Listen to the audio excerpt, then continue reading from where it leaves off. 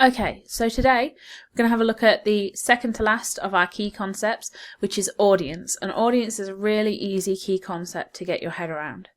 The easiest way to comment on audience within your exam is to start off by thinking about the primary audience. These are going to be the people who the product is most targeted to.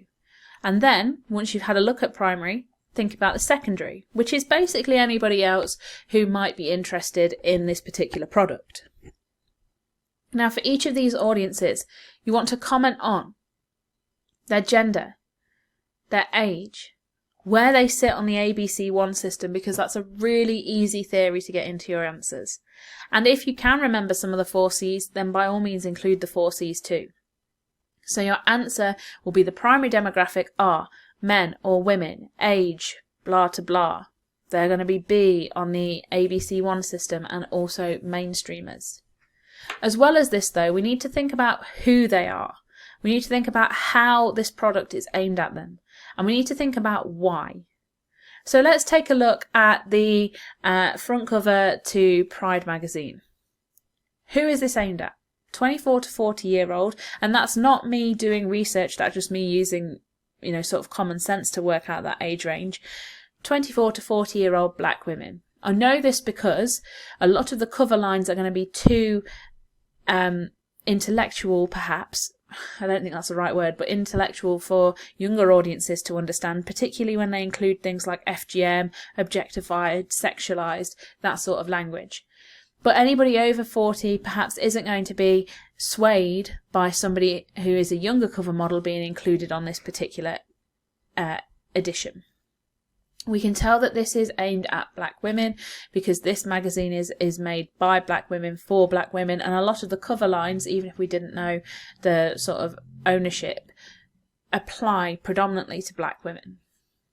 And we can tell that they're going to be B to C2 on the ABC1 system because Harley Street is a really high class, high powered part of London, so it's going to appeal to people who are slightly further up the system.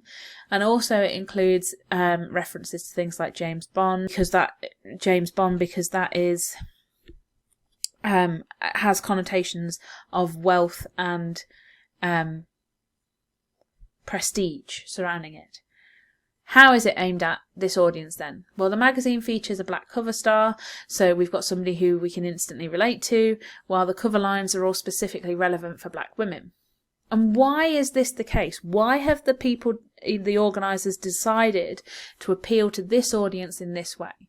Well, initially it subverts this Western stereotype of beauty, so it doesn't have to be somebody who is white and blonde in order to be beautiful, but it's also providing information and support for women who face similar issues in a society where we are more multicultural, where we are more different, and we don't seem to have that represented in magazines. So why is this important then? In your exams, there's a whole section of audience in component 1. You also have to consider audience all the way through your media studies course, okay? Because without the audience, there wouldn't be product, okay? So we've got audience appearing in component 2, in both sections, okay? And in our exam questions as well, we can see this occurring. So this is the whole section from component 1. We've also got this from component 3, which is our media product meeting the requirements for the brief, including suitability for the audience. Okay, now in this particular set of sample assessment materials, which as I said you can access on the Educast website, there wasn't a component 2 question on audience, but I'm sure you will see examples of that in your classroom. I unfortunately can't show you anything that you are not allowed to access yourself. So anything that is purely for teachers, I'm not allowed to show you, but I'm sure you'll see that in class yourself. So here are our key terms for today, a little bit smaller, but if you have any questions, you can pop them in the comments section below. You can get in touch with me through Twitter at media_revision.